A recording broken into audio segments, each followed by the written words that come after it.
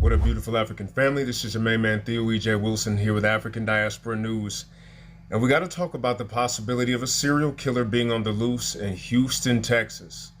The body of Jade Sage McKissick was recovered in September, and then 15 others after her were recovered from the bayou as well. And there is conflicting reports on whether or not these deaths could be connected at all. Listen to what the authorities in Houston are saying about these tragedies. 13 bodies have been discovered in Houston bayous. 4 of them were found this week alone. The body of missing 20-year-old University of Houston student Jade McKissick was found along Brays Bayou. Others were recovered near Greens Bayou, White Oak Bayou, and Buffalo Bayou. As Houston police investigate these cases, Fox 26's Julian Hartman spoke with a local constable who says this spike is unusual. Several bodies have been recovered in the bayous in just 1 week. So in your experience, 4 bodies in 1 week, is that unusual? Usually you don't find 4 bodies in the bayou in a week. Does this raise any red flags for law enforcement?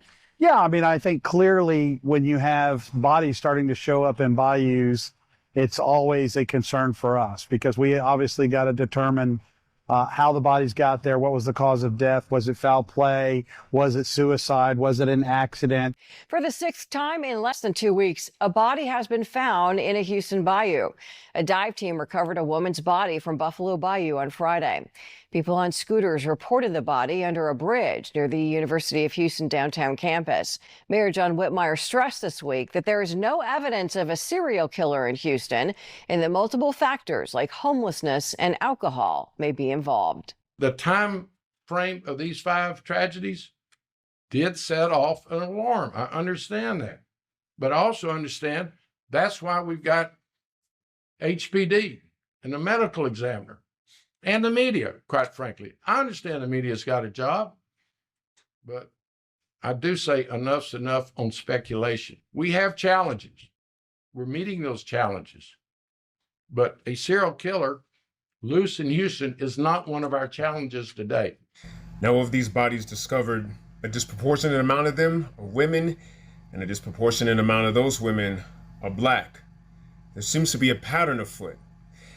And not only the pattern of the bodies being found, it's the pattern of the authorities saying that the bodies and their deaths are not connected. Abduction is a deep fear among our people.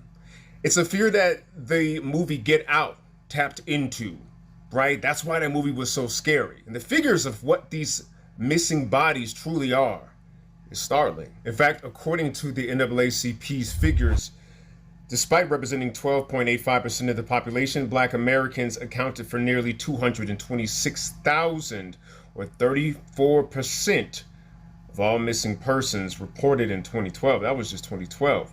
According to the FBI National Crime Information Center, the comparison with other racial groups is unfavorable. Whites and Hispanics combined are 80% of the population, but account for 60% of all missing persons. Now, the Black and Missing Foundation points out that there are 3 major factors in the fact that all of these folks who are going missing, who are Black, are not really cared about. And the first one they say is that the youth that go missing are often classified as runaways, right? They get classified as just kids who couldn't take it at home and just left. And because of that, the police don't apply the same amount of urgency to it. Now, of course, there's other bias factors that are included in that, but you get the picture. If you're reported as a runaway, that does not imply criminal activity. So therefore, if you conveniently want to look away, you just classify them as that. The next major factor that the Black and Missing Foundation points to about the disparity in coverage of the runaways is the fact that a lot of the adults that are reported missing are normally associated with gang and drug activity, at least in the law enforcement data collection system. So once again, drug abuse is a crime, but it's not necessarily a crime that involves an assailant. And if you get to classify somebody as simply missing because they have an addiction problem or because they're a part of a gang, that means that you do not have the same urgency to solve what could be a possible crime afoot. Now, the next thing they point to is just overall desensitization. The fact that us going missing is almost expected, right? It's a part of the American landscape. And I said this in another video, We have images from 4 separate centuries of black people in pain, in shackles, under a whip. Our misery is not as shocking, of course, to the gaze of society that is more sensitized to, let's say, the pain of white women, right? And so the desensitization factor is a weapon that gets used against us when we go missing. But I think that there's another factor that we need to possibly look into. And I think the next factor that we need to look into is possible complicity with the authorities that we would look to solve the problem. What if they're involved? He was my only son.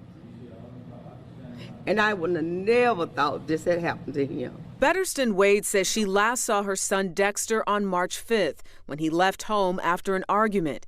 Days later, Wade reported him missing to the Jackson Police Department. Wade said she spent months following up and searching the city for her son, even asking for help online. What she didn't know was that Dexter was already dead and buried in a grave marked with only a number at a cemetery outside a county prison. According to his death certificate, Dexter was killed on March 5th, less than an hour after he left home, when he was accidentally struck by an off-duty officer driving a Jackson police SUV near an interstate exit.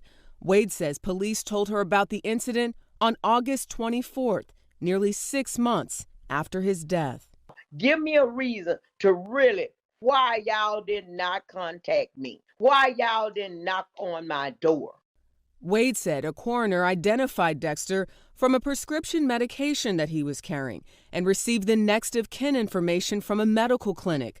According to Wade, the coroner was unable to reach her, but she was told Jackson police tried to contact her several times.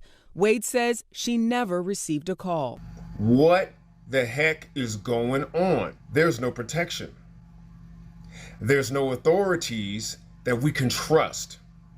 Even with the fact that we are paying taxes into these places to make sure that our money is well spent, right? And this is the biggest problem that I find. You know, not the biggest problem, but one of the main problems is with racism and how it's set up in America. It's structured as a taxation without representation situation, right? They're taxing us.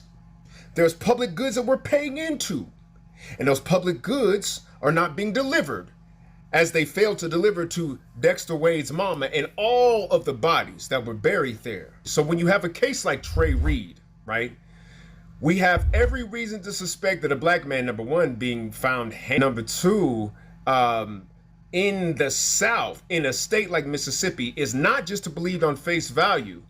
You have all the evidence you need based on circumstantial data alone to suspect that there's foul play from the authorities. This civic failure makes all authorities untrustworthy when it comes to the missing bodies of black folks. But we all we got, and the evidence shows up every single day that we got to look out for ourselves, because that is the nature of the beast that we find ourselves in. And that's why black unity is so important. And that's why you keep tuning into news from the African Diaspora News Channel. This is where you find the news that they won't report on. This is where our folks are going to stay up on what's going on with the diaspora. And I appreciate y'all's support. Why don't you support us by downloading the app, $9.99 a month. That's 13 cents a day. And by all means, make sure that you support us on all our platforms. My name is Theo Wilson with African Diaspora News. Go ahead and follow my personal channel at Theo Cyrus Rising, and I'll see you in the next one. Take care, family.